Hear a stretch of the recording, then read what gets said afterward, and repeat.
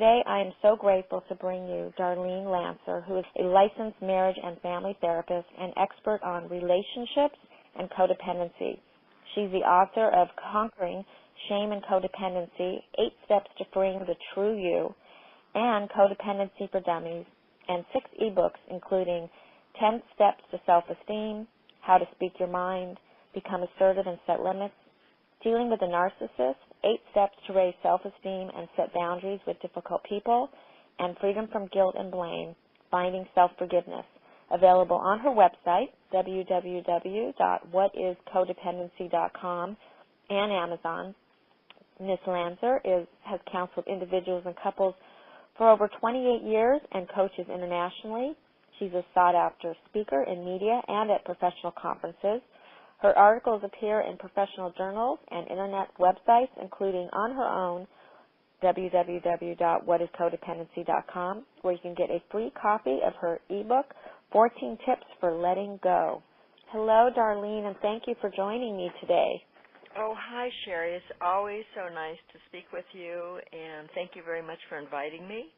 You provide so much free content with your blogging. I mean, and before we end the call today, I want people to know where they can find all your information. You are the content queen. You give out so much great information and help so many people with your blogs and books and ebooks. So since this is really a focus on the families this time around, what are some of the most common myths you think about codependency that are out there? Well, for a long time, of course, people thought that codependents were in relationships with addicts, and some people still think that. Maybe now they also include abusers, and so they're in a relationship with someone abusive or with an addict, and the research quite a while back showed that codependency predated the codependent's relationship with an addict, that it develops in a dysfunctional family of origin. I've seen couples that have a codependent relationship and neither one's an addict and neither one's abusive. And there's a lot more like that never seek therapy. They're happily codependent. It doesn't have to include abuse. In other words, a codependent couple can be happy together and can be non-pathological, is what you're saying. Well, it depends how you define it. You know, if you have a therapeutic Western point of view of what's healthy. I mean, I remember a couple that were close friends of my parents, and he was a doctor, and I think he called her mother, or she called him father or something. And she just never worked, and she was totally submissive to her husband, and he was a kind man. She didn't have much of a self other than him, and so, but it worked.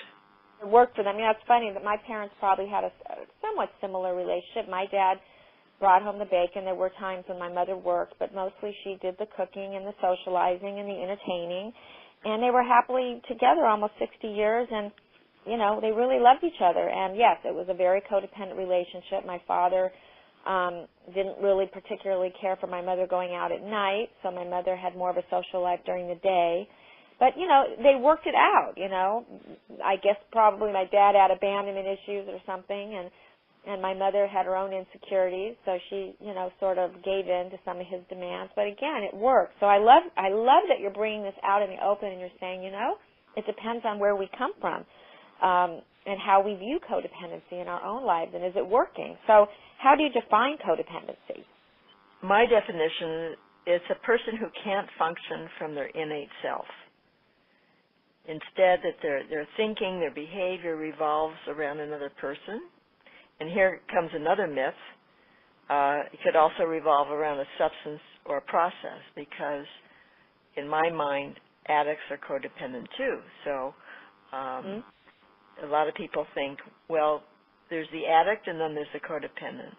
But they're both codependent. I've always thought that underneath addiction is codependency and fear. That's right. And often addicts, when they stop using their substance or they stop acting out whatever their sex addiction or whatever it is, and then the codependency starts to surface. But they have to be sober or abstinent first for it to really, usually, for it to really start to reveal itself.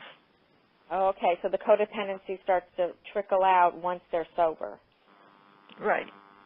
Okay. Because first they're like codependent with their food. Their primary relationship is with food or with a drug or work. It's avoiding some of their pain or their anxiety or their issues. And then when they try to have a relationship with another human being, it starts to, or with themselves, even. Here's another myth, that codependents have to be in a relationship. Well, a codependent is a dysfunctional relationship to the self.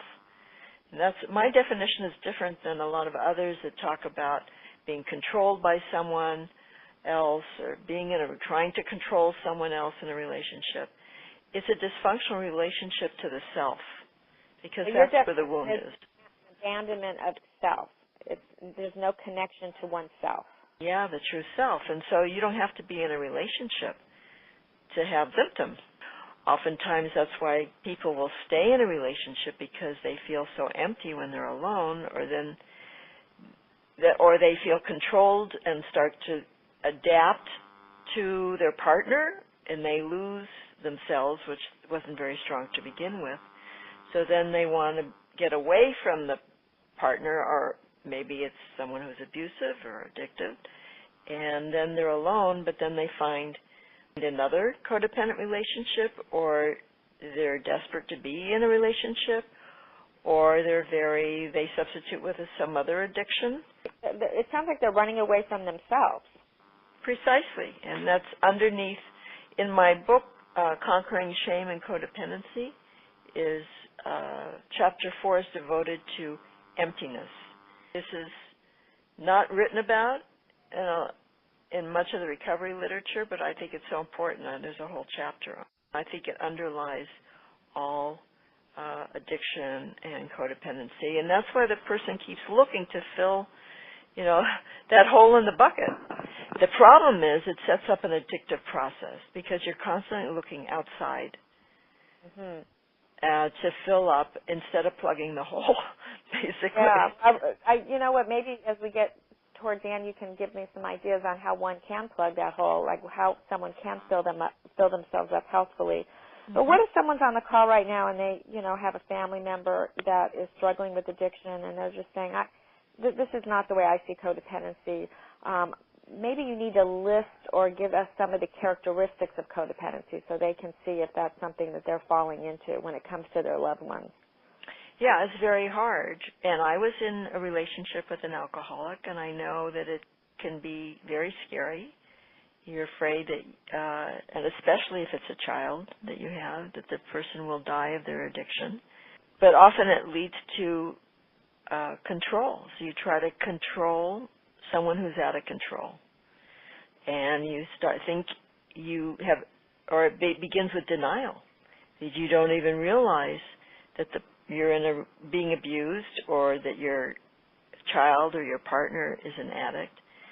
But more importantly, you're in denial of your own addiction to that person, just like the addict is in denial of their addiction to a substance.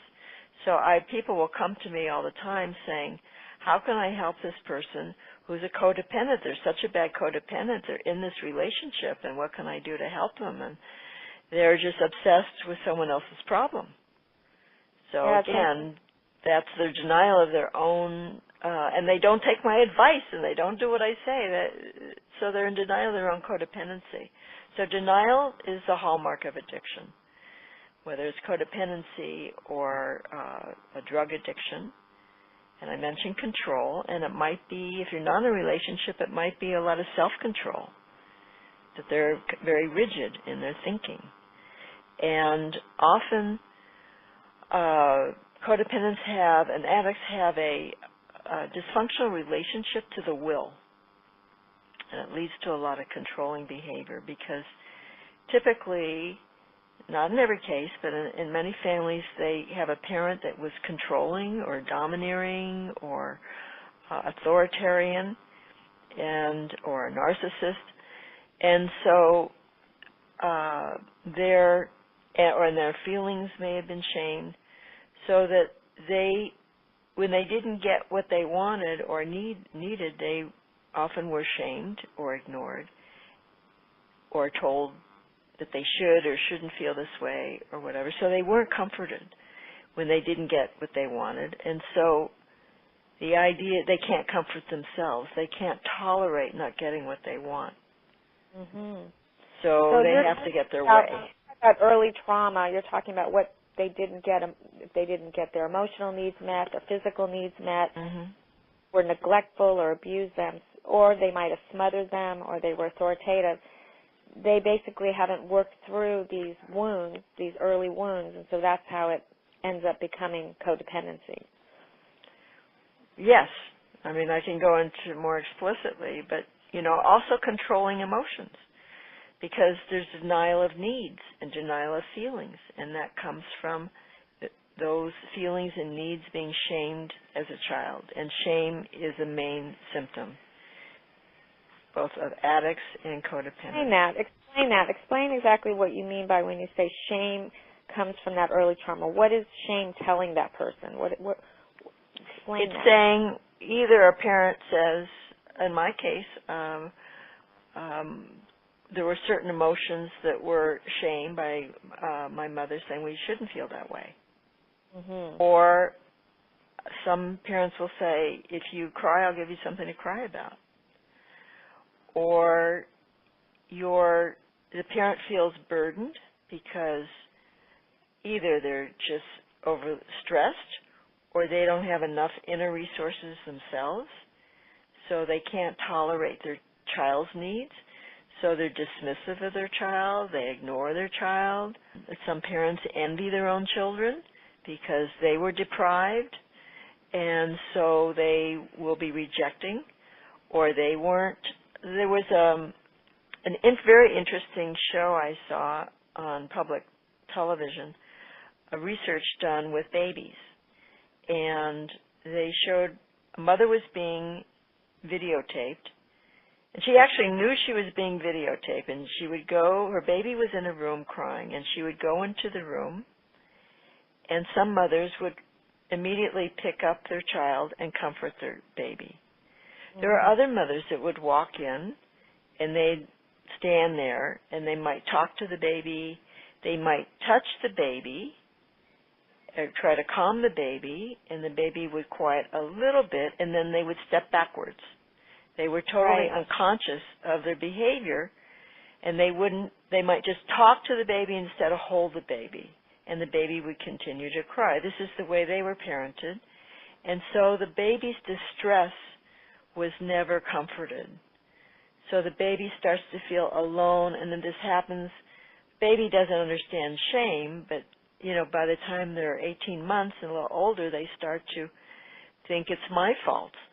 If a mother's depressed, she doesn't have to be mentally ill or anything, but she's depressed and she can't take care of a child, or there's too many children, or there's marital problems, she just doesn't have anything to give to the child, and so the child starts to feel, mother doesn't love me, what's wrong with me? And of course, father contributes to this too.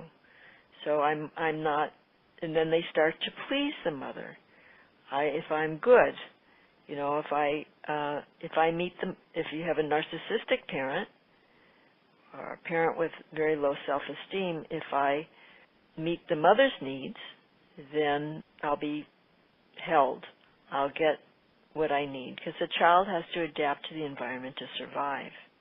What I'm hearing is they take these shame characteristics or these experiences that come from early shame, and they almost reenact that shame onto their partners later in life.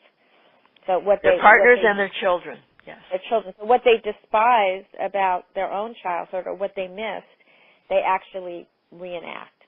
Absolutely. And then we end up often being drawn to someone like our parent to, heal what wasn't healed. Because that's what we think that's familiar. What we know. So what are some steps required for recovery from codependency? I want to just mention a couple other symptoms, Oh, please. and that's dysfunctional boundaries and dysfunctional communication. So, and painful emotions, intimacy problems. But I would say the main 5 symptoms would be denial, shame, control, and of course dependency. There's a unhealthy dependency versus autonomy, and dysfunctional boundaries and communication. So there's enmeshment, there's rigid boundaries, like you can't get close to me, or I'm going to smother you, one of the opposites. There's no, their boundaries were violated. They weren't respected. Their individuality wasn't respected as a child. So they don't have a sense of personal rights. Families are usually either maybe one parent's aggressive and one's passive, or they're both fighting. So there's usually not an example of healthy, assertive communication. There may be blaming going on, or no talk rules. We don't discuss this or that, so there's secrets. So those are or double messages. Those are signs of dysfunctional communication rather than using iMessages. What is counter codependence? I've heard that word. Yeah, well, that happens a lot. I went through that too. So once a person gets a little sense of their autonomy and can do things on their own, and they get out of a relationship where they felt controlled or very unhappy, they start to really enjoy their freedom and their autonomy. And then they put up rigid boundaries. And I remember... You say that's equal to being, when we talk about love addiction, which is a whole other subject, but a lot of times they do overlap. Is that more like the love avoidant? Is that the counter? Yes, it would be like an avoidant. It's like I'm afraid of losing myself. And then so they get into these pursuer distancer relationships. They may say, why do I keep attracting men who are unavailable? But it may be because they're not realizing their own fears of getting it's funny you mentioned that. I had on Gabor Mate, and he interview, he mentioned that there's actually endorphins that are created by being attracted to bad boys or men that are unavailable. That actually, you're not only recreating maybe the unavailable parent growing up, but it increases something in your brain chemistry where you actually get a high from being with someone or hoping to be with someone who's unavailable. I found that to be really interesting. I'd like to hear more about that. That is very interesting. Yeah. So people can get addicted to romance, and they're not even in a relationship, but it's just they can get addicted. Like Gabor Mate, you can get addicted to anything. That's true. So the question of how does recovery begin with codependency would answer the same question I had earlier, and that is, how do you fill that emptiness up? Well, yeah, that usually that's not the beginning. The beginning is getting information, coming out of denial. And I think building, I mentioned dysfunctional communication. One of the things, low self-esteem and non-assertive communication or good self-esteem, those are all taught. They're learned in our family, and those are things that we can actually learn. And how we speak reveals very much who we are. When you go for an interview, how you speak reveals your self-esteem. And the more assertive you are, the more self-esteem you have, and vice versa. So learning to be assertive can really build self-esteem, learning to honor your boundaries and other people's. So those are easy things to learn. That's why I wrote books on raising your self-esteem and how to become assertive. And filling your emptiness, it begins really with starting to become aware of your feelings. I mentioned that codependents are typically in denial of needs and feelings. So journaling, starting to be able to identify feelings. I remember when I did my first 4th step decades ago, my sponsor said, okay, that's fine. Now go back and write how you felt at the time. Because I had left out all my feelings. I was just, reciting a bunch of facts. And so learning to identify feelings, learning to feel them, that it's okay, and not judge. So many people judge their feelings. I should be over him by now. I shouldn't feel this way. What's wrong with me? I feel down, or I shouldn't be angry. They get messages from their family, from the church, or whatever, that anger is bad, and so they repress these. So honoring your feelings is vital to being whole.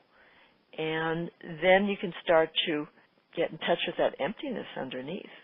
Often it's filled with anxiety because they're trying to escape the emptiness, and all they think they feel is anxiety.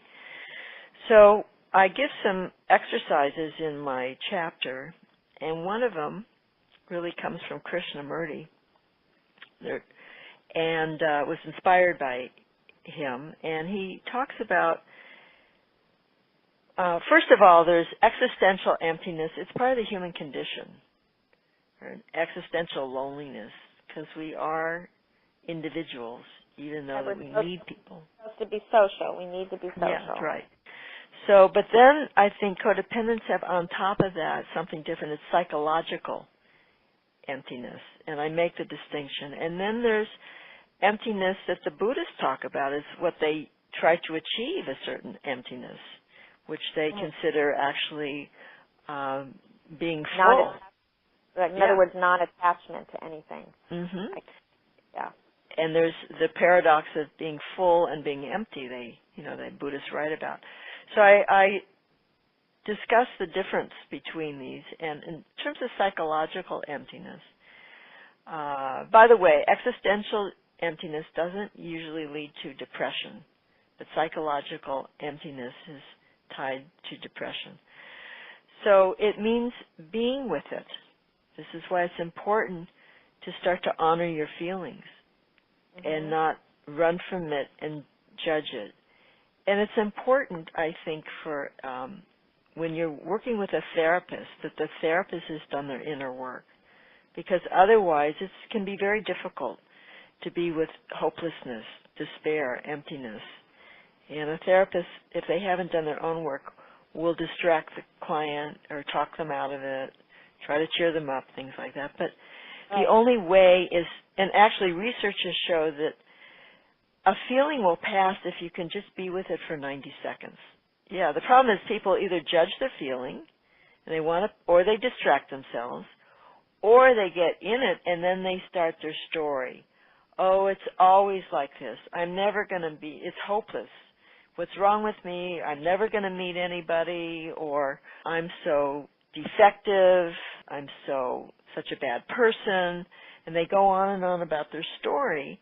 They don't just allow themselves to be mindful, so meditation can help, of the feeling, and then just sit with it. So Krishnamurti talks about loving your emptiness. And he would even go further than many and say even turning to God can be trying to fill up your emptiness with God. I mentioned my book. Some people may be offended by that, but it kind of depends on what your definition of God is. If it's something... Well, it could mean higher self. It can mean higher That's right. power. Okay. So just, so embracing that and being still with it. And then what happens is that and the loneliness is very close to shame and emptiness. So that loneliness can change into aloneness and a sense of fullness. And then you start to feel complete and content. Do any of your ebooks speak just to this subject of emptiness?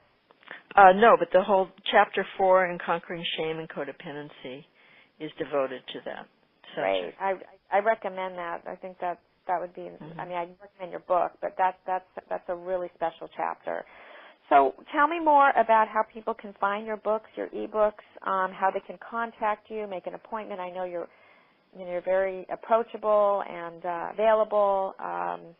you have so much to offer, and I just would love to have people be made aware. Thank you. Well, there's links to everything, I think, on my website. Well, actually, I just loaded some interviews up on SoundCloud. That's not linked on my website yet, I don't think. But so my website is whatiscodependency.com. It's all one word. And from there you can join my mailing list and get 14 tips for letting go for free. You can find me through my website or on Facebook with my name, which is spelled DarleneLancer, and my page devoted to codependency is facebook.com/codependency recovery, all one word. And I have YouTube's up. I have a YouTube channel. You can probably get there by putting in my name. And what else? I'm on LinkedIn. I'm on Twitter. Darlene Lancer is my handle on Twitter. Right. Oh, and my email, if you want to email me, is info@darlenelancer.com, and that's also on my website. And you can subscribe to my blog. Each month, a new blog comes out. Let's see, in 2 days, I have one coming out on narcissistic abuse. So I love your blogs. We're so grateful for your writing, and I'm so grateful that you also write for our magazine, Recovery Today magazine. Your work and your blogs and your articles are some of the best out there in recovery. Well, thank you, and thank you for publishing them. I appreciate it. Well, thank you once again, everyone, for another interview with one of our amazing guests on the Recovery Today Summit. I look forward to meeting you again for our next expert interview. Thank you so much, and thanks, everybody, for listening.